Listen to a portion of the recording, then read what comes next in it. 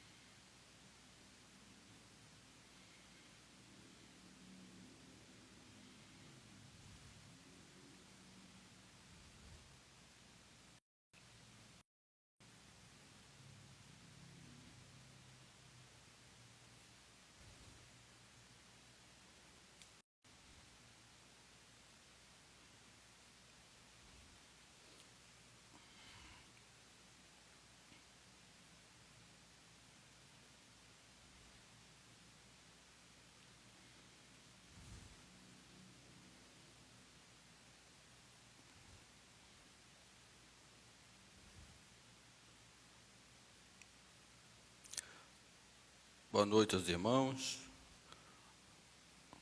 Os irmãos que estão entrando aí vão só me confirmando se o áudio está bom.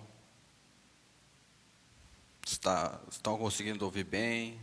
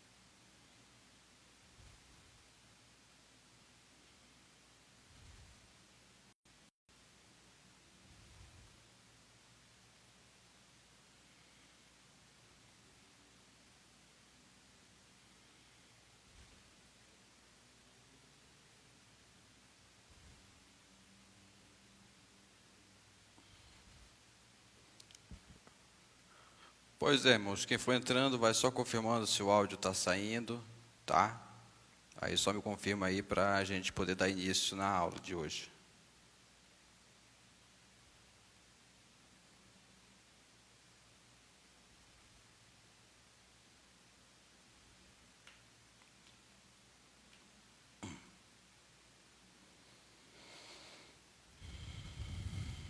Amém?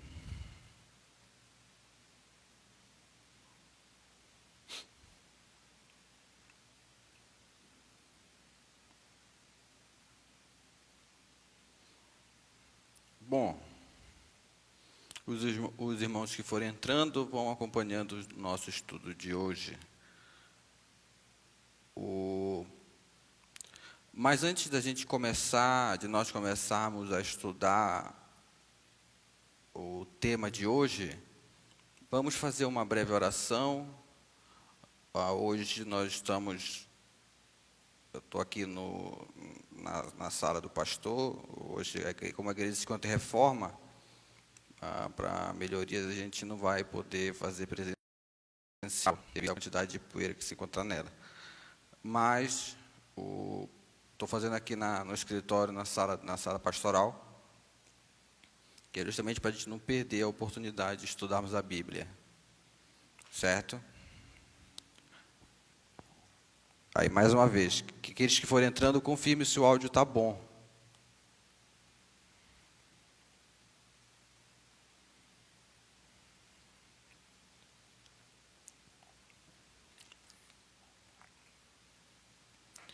Certo, irmãos? Então, vamos orar inicialmente para que o Senhor nos abençoe no nosso estudo. Amém? Vamos orar para que o Senhor nos abençoe, que o tema de hoje é um tema bastante complexo, amém? Um tema bem difícil, certo? E a gente precisa da iluminação do Espírito. Senhor nosso Deus e nosso querido Pai, nós te agradecemos por esse momento de estudo da Tua Santa Palavra.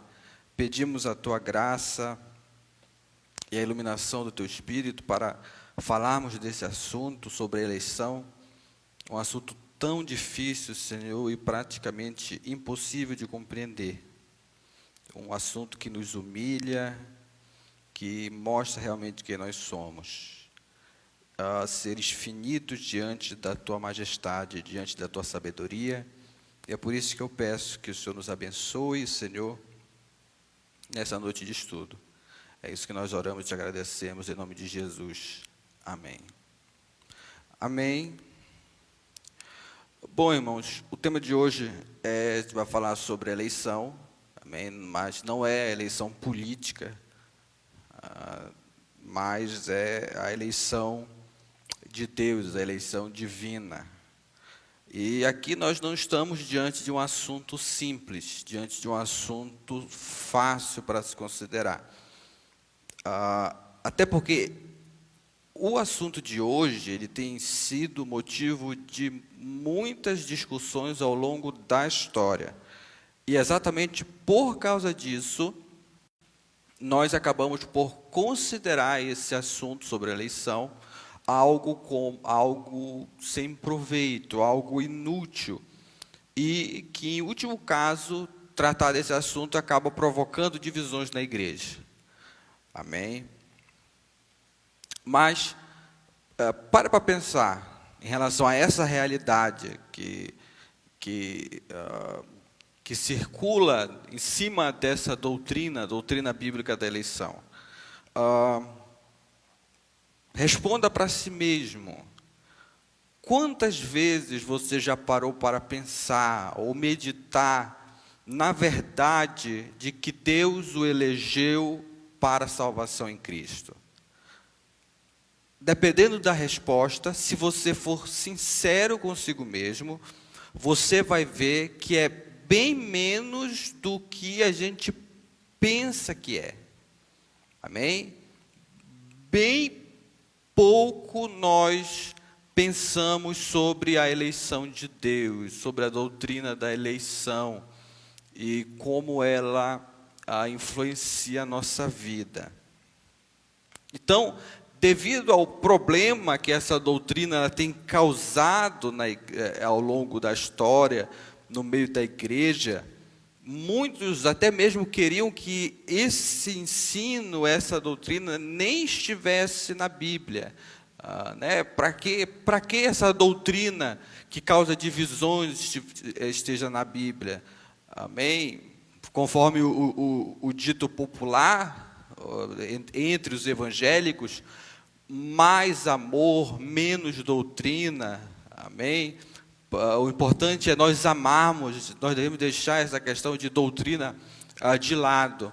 Mas, irmãos, o apóstolo Paulo, a gente deve colocar um porém aqui, nesse tipo de pensamento, o apóstolo Paulo, ele foi o maior expositor bíblico desse assunto, ele não teria pensado dessa maneira, ele não teria pensado dessa maneira. Até porque, para ele, a doutrina bíblica da eleição não era um acessório do Evangelho, algo que ele pudesse descartar. Pelo contrário, a mensagem de Paulo mostra que a eleição de Deus compunha a essência da mensagem do Evangelho, a essência, o centro da mensagem do Evangelho. Então, das vezes que ele expunha essa doutrina, ele fazia justamente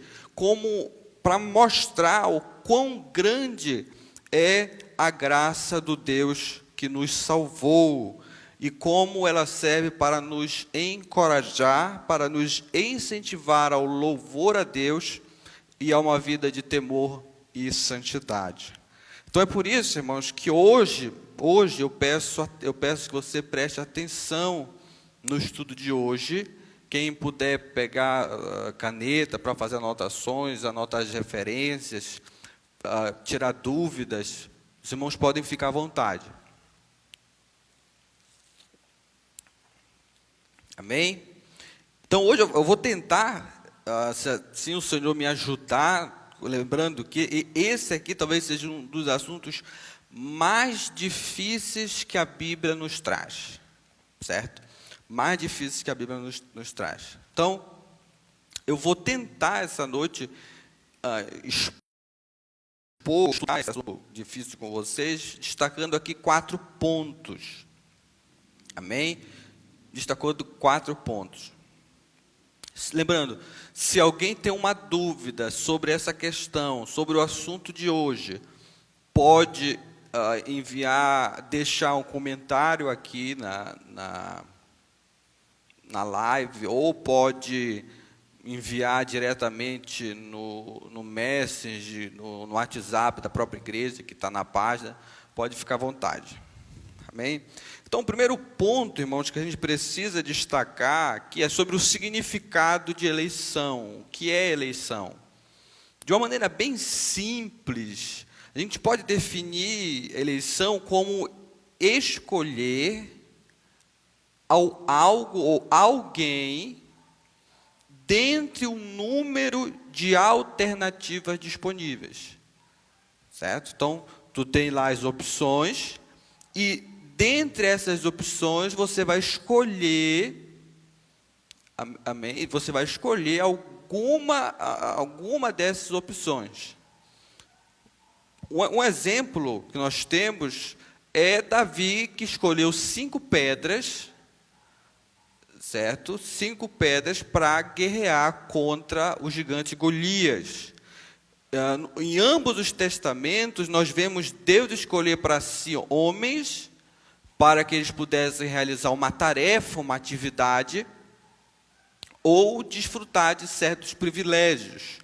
Mas tem um tipo de eleição que a Bíblia nos mostra, que é relacionada à salvação dos pecadores. E o que a gente pode saber a respeito desse tipo de eleição? Primeiro, e o mais importante de todos, é que ela é esse tipo de eleição, ela é gratuita e ela é também incondicional, certo? Então, o ato de Deus escolher pecadores culpados para a salvação é um ato de sua graça. Ele não nos escolheu porque Ele viu algo bom em nós, ou algo que nós tenhamos feito que tenha agradado a Ele. Amém? Essa eleição, ela vem puramente pela graça. E se ela vem pela graça, o que é que acontece?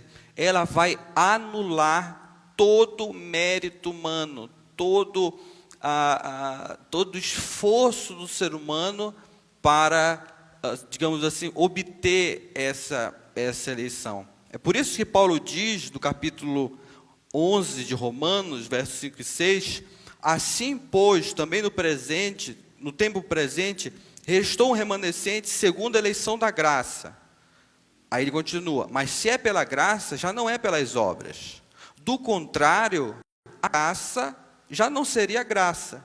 Você consegue perceber como a graça ela exclui o mérito, ela exclui o mérito das obras que nós praticamos? Então é por isso que a eleição ela tem esse caráter de ser incondicional e gratuito. Ou seja, a eleição não depende de nós. É uma decisão de Deus. E aqui a gente precisa ter algo em mente acerca de Deus. Ele não nos deve misericórdia. Pelo contrário, tendo em vista o que a Bíblia nos expõe que nós somos, pecadores caídos, o que Deus nos deve é condenação.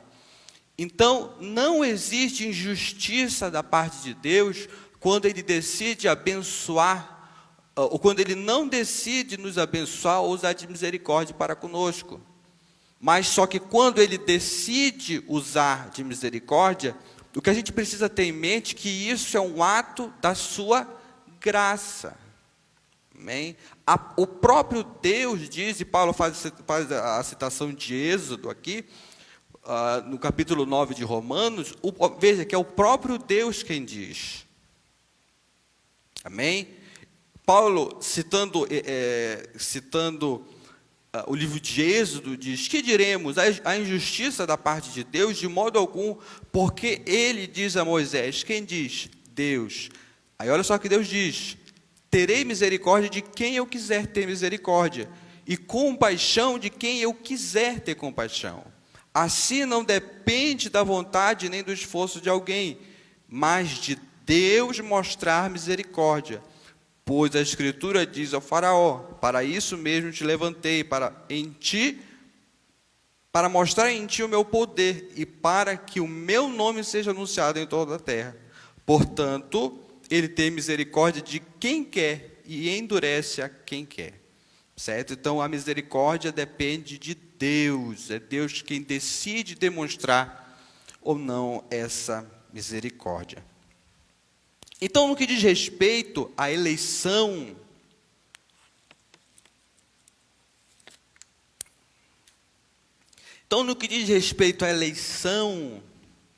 de Deus querer abençoar certo número de pecadores que são culpados para a salvação, não pode ser explicado de outra maneira, senão, conforme a sua própria palavra diz em Efésios 1:9, como sendo a sua boa determinação. Ele, os eleitos, diz Paulo no capítulo 1 de Efésios, verso 11, eles foram feitos herança, predestinado conforme o propósito daquele que faz todas as coisas segundo o desígnio de sua vontade. Então, se alguma vez você já perguntou para Deus, certo? Você já se perguntou o porquê Deus ter te escolhido para a salvação em Cristo? A resposta a essa pergunta é que, na misericórdia de Deus, isso lhe pareceu bem. Amém? Então, para Deus, de acordo com a vontade de Deus, isso lhe pareceu bem. Amém? Então, a decisão ela tem como base o próprio Deus, Ele mesmo. Amém? Porque Ele faz todas as coisas segundo o desígnio da sua vontade, segundo a intenção da sua vontade. Então, eleger pecadores, alguns pecadores para a salvação, pareceu bem para Deus. Ele quis assim. Amém? Ele não nos deve justificativa. Certo? Deus ele não é responsível para as suas criaturas. Ele não nos deve uma explicação o porquê Ele faz determinada coisa. Certo? Nós que devemos explicações para Ele, mas o que Ele faz, como Ele administra a sua criação, Ele não deve explicações para nós. Então Ele quis fazer assim, porque na sua misericórdia isso lhe pareceu bem. Certo? Então é por isso que a Bíblia destaca que a eleição é pela graça.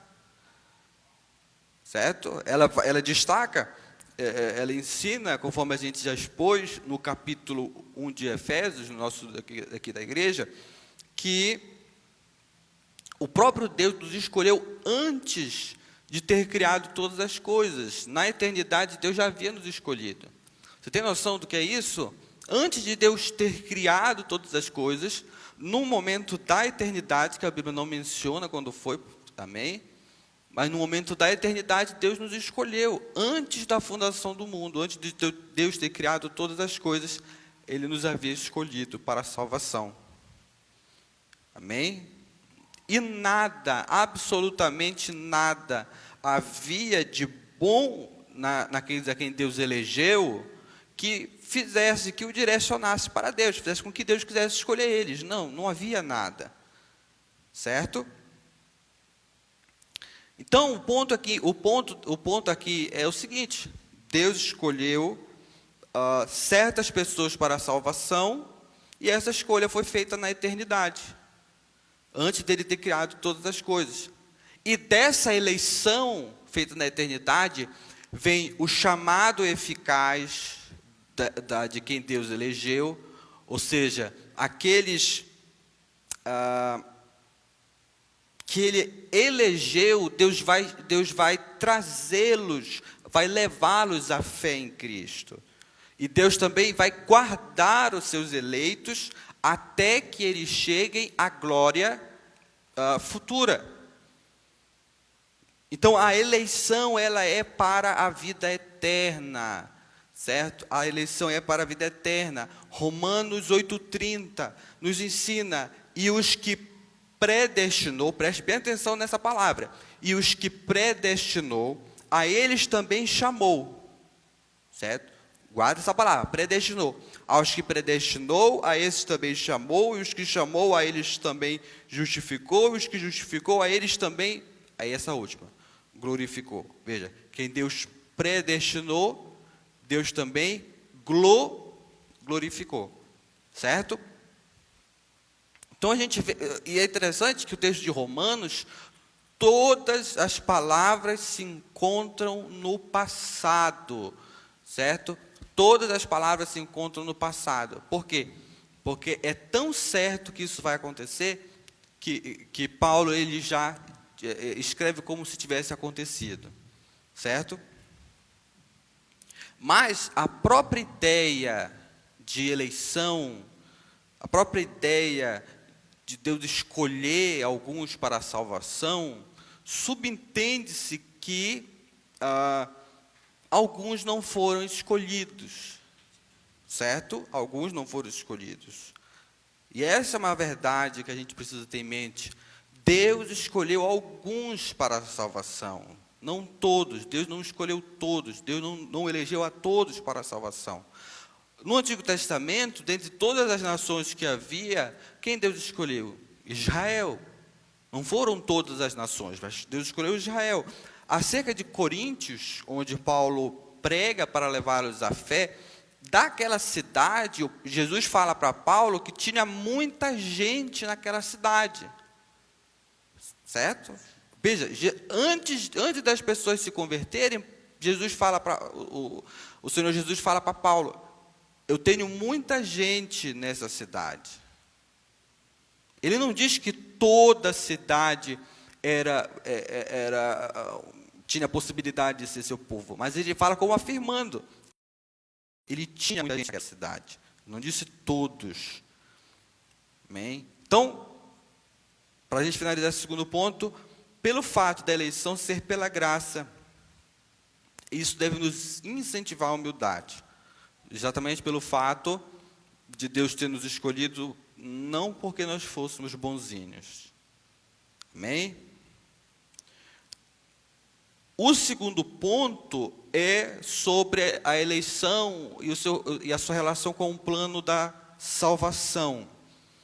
Certo? O Novo Testamento, que expõe com mais clareza a obra salvadora de Deus, como sendo uma única ação, composta de um único propósito, executado em conjunto pelas três pessoas da Trindade, pelo Pai, pelo Filho, pelo Espírito Santo, certo? Então, ele mostra essa obra sendo executada pelas três pessoas da Trindade como um único ato, como um único propósito. E qual é o resultado final desse plano? É exatamente a glorificação da igreja no futuro. Bem? E todas essas coisas, irmãos, vêm do plano da eleição, vem do propósito divino da eleição feita na eternidade, antes da criação de todas as coisas. Então, isso quer dizer que Deus nos escolheu antes da fundação do mundo em Cristo para nós sermos salvos. Então, é por causa disso, por causa da nossa eleição para a salvação em Cristo, que em Cristo e por meio de Cristo, nós podemos desfrutar todas as bênçãos provenientes da eleição de Deus, como o fato de sermos adotados, por Deus, o fato, por exemplo, de termos a redenção dos nossos pecados, o fato de nós termos o Espírito Santo habitando em nós, como selo de que nós somos propriedade de Deus. Tudo isso você vai ver no capítulo 1, dos versículos 3 a 14 de Efésios. Então, veja, o plano da redenção, da salvação, foi traçado na eternidade. Na eternidade, o Filho foi escolhido, se deu voluntariamente, foi escolhido para se tornar homem e ser o nosso Salvador. Então, ele veio ao mundo no tempo que foi determinado pelo Pai, para cumprir o plano eletivo de Deus, certo? Para cumprir o plano eletivo de Deus, que era exatamente morrer e dar a sua vida em favor dos eleitos de Deus. Amém? Daqueles que o próprio Filho, o próprio Senhor Jesus Cristo, afirmou ser pastor. E que Ele chamou eles de suas ovelhas. Jesus não é pastor de todo mundo, e Jesus não é, nem todo mundo é ovelha de Cristo. Amém? A ideia do universalismo, ela não é, a Bíblia não ensina esse tipo de universalismo. João capítulo 10, versos 26 a 29, diz assim: mas vós não credes, porque não sois das minhas ovelhas. Estas, as ovelhas de Cristo, ouvem a minha voz, eu as conheço e elas me seguem. Dou-lhes a vida e jamais perecerão, e ninguém as arrancará da minha mão. Meu Pai, que as deu para mim, é maior do que todos, e ninguém pode arrancá-las da mão do meu Pai. Certo? Então, esse conceito de universalismo não é bíblico. Deus tem os seus eleitos, e Cristo veio para salvar os seus eleitos, aqueles na qual Ele é pastor, e aquele da qual Ele chama de suas ovelhas. Amém?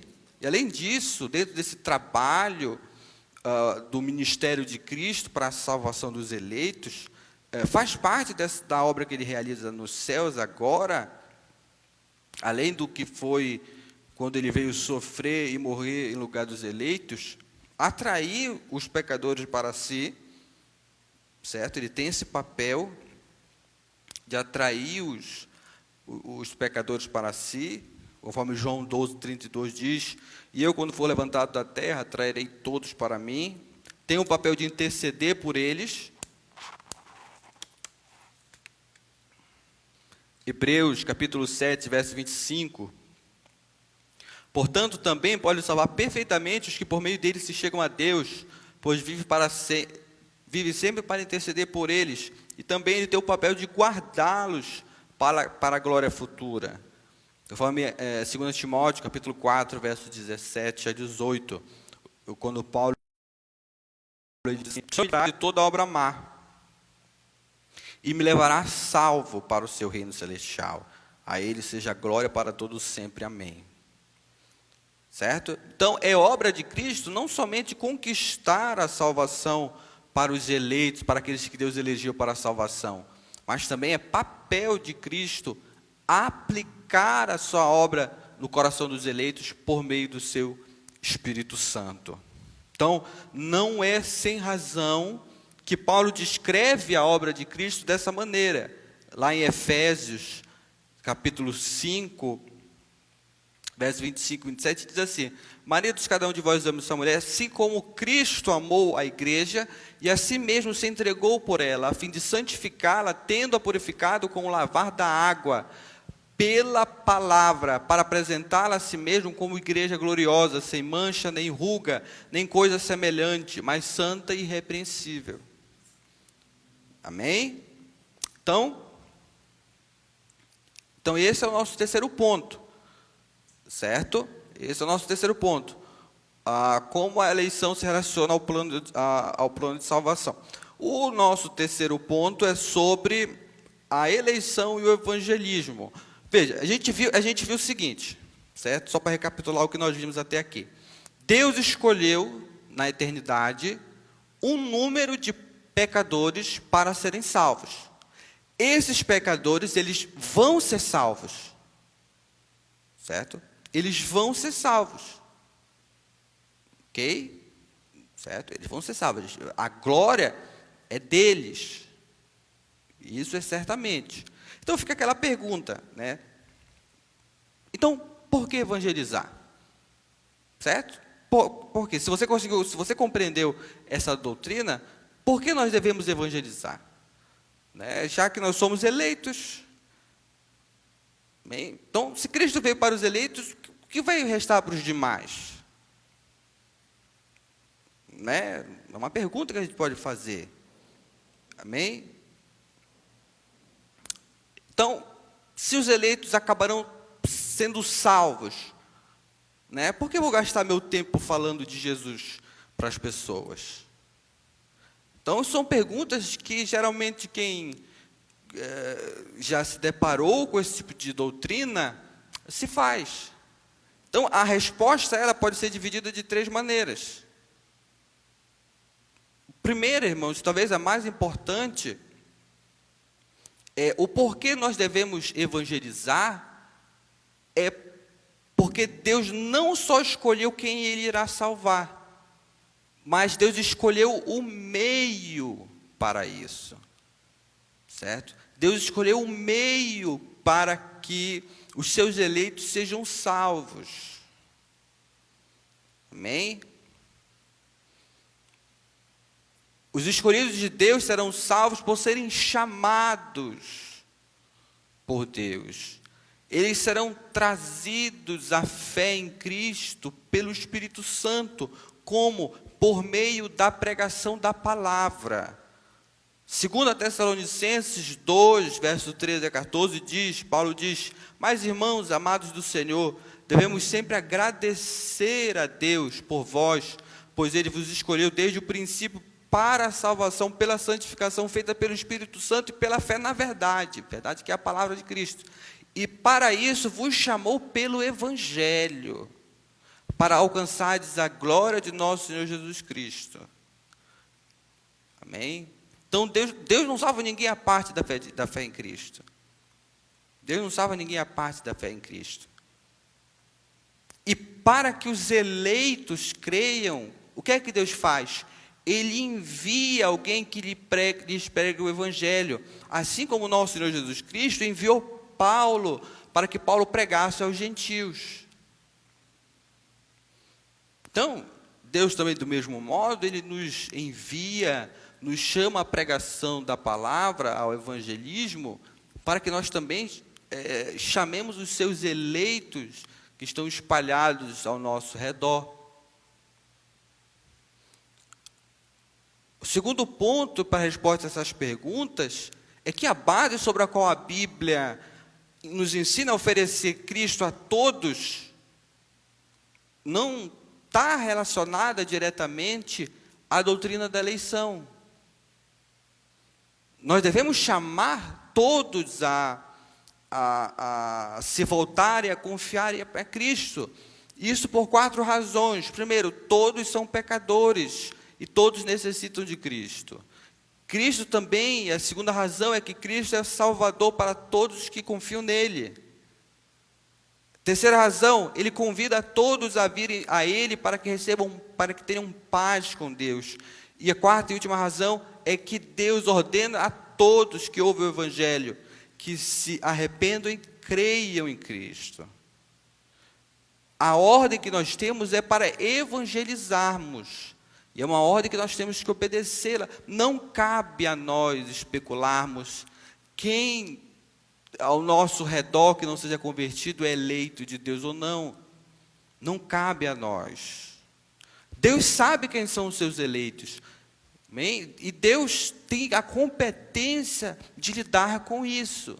A sabedoria de lidar com isso, de chamar os seus eleitos para a salvação. Mas não cabe a nós deduzirmos quem é ou quem não é eleito de Deus. Cabe a nós anunciarmos a mensagem do Evangelho a todos. E a parte de chamar os eleitos, essa parte pertence a Deus. O terceiro ponto a essas perguntas que a gente fez inicialmente, é que a eleição, ela reforça o evangelismo. Geralmente, devido a uma falta de compreensão dessa doutrina,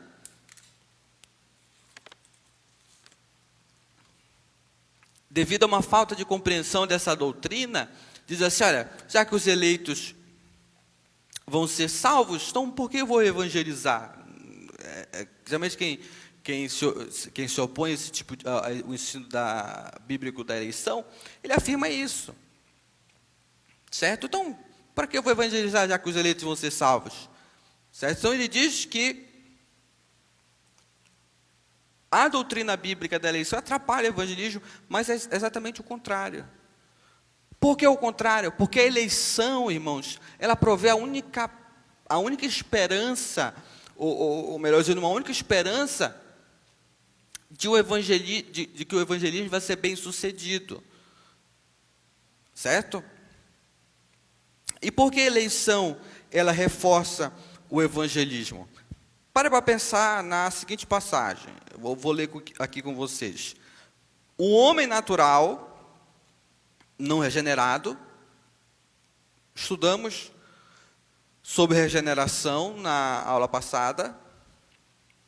O homem natural não aceita as coisas do Espírito, pois isso são absurdas, e não pode entendê-las, pois se compreende espiritualmente. Você está conseguindo entender o que está sendo dito aqui por Paulo? Veja, o Evangelho nunca vai ser atrativo ao ser humano em seu estado natural, não regenerado, morto de seus pecados, certo? Então, do jeito que o homem se encontra, o ser humano se encontra, ele nunca virá à fé, a menos que Deus o chame. E o meio, ou melhor dizendo, e as Escrituras ensinam que os únicos que Deus chama de maneira salvadora são os seus eleitos. Certo? São os seus eleitos. Então, esse é o ponto. Sem eleição, não há conversão. Se Deus não tivesse elegido alguns pecadores para a salvação, todo o evangelismo iria fracassar. Certo? Por quê? Porque nem o ser humano tem a capacidade de escolher a Deus por si próprio. Certo? Mas à medida que a gente anuncia a palavra de Deus, ela não volta vazia. Deus enviou ela, a sua palavra, para que seja anunciada, para chamar os seus eleitos, e ela vai prosperar para aquilo para qual foi enviada, conforme Isaías fala. Certo? Então, o evangelismo ele só obtém sucesso porque existe eleição. Sem eleição, ninguém seria salvo. E se ninguém seria salvo, aí sim que não faria sentido a gente evangelizar. Amém? E o nosso quarto e último ponto é sobre a eleição e a sua relação com a vida cristã. Nós devemos estar certos da nossa eleição. Amém? Nós devemos estar certos da nossa eleição. E como é que a gente pode estar certo da nossa eleição? Pelos resultados da nossa vida, pelos frutos. É assim que nós sabemos que nós fomos eleitos. A eleição ela é conhecida pelos frutos, pela nossa vida. Paulo reconheceu a eleição dos Tessalonicenses porque certas qualidades foram apresentadas em suas vidas, como a fé, a esperança, o amor e uma vida transformada pelo Evangelho. O próprio Paulo diz assim, 1 Tessalonicenses, capítulo 1, versos 3 a 6. Diante de nosso Deus e Pai, lembrando-nos constantemente da vossa fé atuante, do vosso amor prestativo e da vossa esperança, bem firmada em nosso Senhor Jesus Cristo, irmãos amados de Deus, sabemos que fostes escolhidos por Ele, porque o nosso Evangelho não chegou a vós somente com palavras, mas também com poder, com o Espírito Santo e com absoluta convicção. Saber muito bem como procedemos em vosso favor, quando estávamos convosco, e vos tornais nossos imitadores e do Senhor, recebendo a palavra com alegria que vem do Espírito Santo, mesmo em meio a muita tribulação. Então, quanto mais se manifestarem em nossas vidas aquelas qualidades cristãs, tanto mais estaremos seguros de nossa eleição. Certo?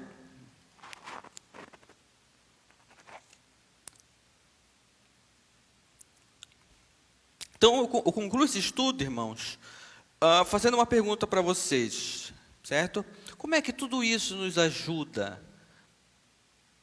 Amém? Qual é o valor e o efeito em nossas vidas do conhecimento da doutrina da eleição? Por que isso vai nos ajudar em alguma coisa? Também, a gente pode perguntar também, se os eleitos eles serão salvos, isso significa que nós podemos viver de qualquer maneira? A gente pode viver como eleitos de Deus? Nós fomos eleitos para a salvação. Os eleitos, eles serão salvos. Não é uma possibilidade, eles serão salvos. Certo?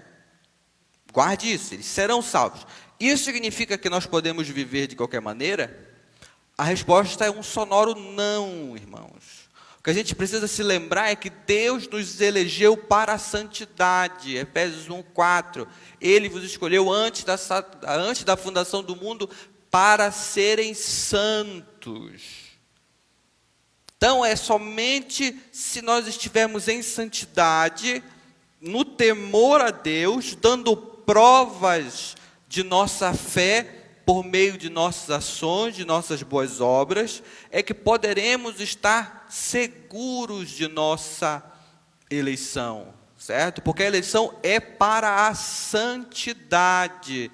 Sem santidade, não temos base para afirmarmos que fomos eleitos por Deus. Também, o conhecimento da doutrina bíblica da eleição, ela desperta em nós o senso de reverência, porque ela vai expor aos nossos olhos a grandeza do Deus em cuja mão nós estamos, certo? Também o conhecimento da doutrina bíblica da eleição, ela vai nos humilhar, amém? Ela vai nos humilhar, porque ela vai nos lembrar que a salvação não está em nossas mãos. A salvação, irmãos, a nossa salvação se deve de maneira total, inteira a Deus. E é que é exatamente por isso, pelo fato de nós estarmos em suas mãos, é que nós estamos seguros para sempre. Glória a Deus. Então, veja, preste bem atenção nisso, medite nessa doutrina, que a razão de nós estarmos, de você estar em Cristo hoje pela fé, é porque Deus o escolheu na eternidade para ser salvo. E é essa escolha de Deus na eternidade que garante a nossa segurança. É por isso que, quando nós temos certeza absoluta da nossa eleição, amém? A esperança que nós temos da glória, ela é transformada de um tímido desejo, de um tímido anseio por ela, para uma exultante. Lembra que exultação é algo que é maior do que alegria, para uma exultante certeza da glória eterna. E a certeza também que nós temos da nossa eleição, ela vai nos fortalecer para nós encararmos todas as dificuldades aqui na terra com um senso de triunfo em nossos corações. Não foi sem razão o que Paulo disse, logo em seguida, no capítulo 8 de Romanos, logo em seguida ele ter exposto o plano eletivo de Deus, ou o propósito eletivo de Deus. Veja, depois que Paulo falou que Deus ia glorificar aqueles a quem predestinou, ele diz: portanto, que diremos diante dessas coisas? Se Deus é por nós, quem será contra nós? Aquele que não poupou nem o próprio Filho, mas pelo contrário, o entregou por todos nós, não nos dará também com ele todas as coisas? Quem trará alguma acusação contra os escolhidos de Deus? É que Deus que os justifica. Quem os condenará? Cristo Jesus é quem morreu, ou pelo contrário, quem ressuscitou dentre os mortos, o qual está à direita de Deus, e também intercede por nós. Quem nos separará do amor de Cristo? Será tribulação, ou angústia, ou perseguição, ou fome, ou privação, ou perigo, ou espada? Como está escrito, por amor de ti somos entregues à morte todos os dias. Fomos considerados como ovelhas para o matadouro. Mas em todas essas coisas somos mais que vencedores por meio daquele que nos amou, pois tenho certeza de que nem morte, nem vida, nem anjos, nem dificuldades, nem autoridades celestiais, nem coisas do presente, nem do futuro, nem poderes, nem altura, nem profundidade, nem qualquer outra criatura poderá nos separar do amor de Deus que está em Cristo Jesus nosso Senhor. Essa resposta que Paulo dá foi exatamente, melhor dizendo, esse louvor que Paulo faz foi exatamente depois dele ter falado sobre aqueles a quem Deus predestinou, a esses também glorificou. Você consegue perceber como é importante a doutrina da eleição para nossas vidas? Então, irmãos, quando a gente compreende, certo? Que eu quero que você preste atenção. Quando a gente compreende sobre o gratuito, o todo-poderoso, o infinito amor de Deus, esse amor que nos escolheu na eternidade, antes da existência de todas as coisas, esse amor eletivo que nos salvou e nos deu vida por meio de Cristo, e também se comprometeu a nos levar em segurança através das terríveis batalhas aqui nessa vida, até a glória que Ele reservou para os seus eleitos, para os seus filhos, futuramente. Então, nós ansiaremos por responder mais do que nunca com amor a esse imenso amor que nos foi demonstrado na pessoa de Deus. Amém? Na pessoa de nosso Senhor Jesus Cristo. Amém? Então, esse foi o nosso estudo de hoje sobre a doutrina bíblica da eleição. Eu convido você a orar comigo nesse momento e pedir que o Senhor guarde no seu coração esse ensino. Senhor nosso Deus e nosso querido Pai, queremos te agradecer pelo estudo de hoje, nessa doutrina que é muito difícil, Senhor, que tem causado divisões, polêmicas ao longo da história, mas nós cremos nela e porque ela está na Tua Palavra. Pedimos graça, Senhor, nesse momento, para que nós possamos absolver aquilo que foi estudado hoje aqui. Que os meus irmãos possam ter entendido pela ação do Teu Espírito Santo e que eles possam, ó Deus, ser edificados, consolados e advertidos por meio da Tua Santa Palavra. É isso que nós oramos e te agradecemos em nome de Jesus. Amém.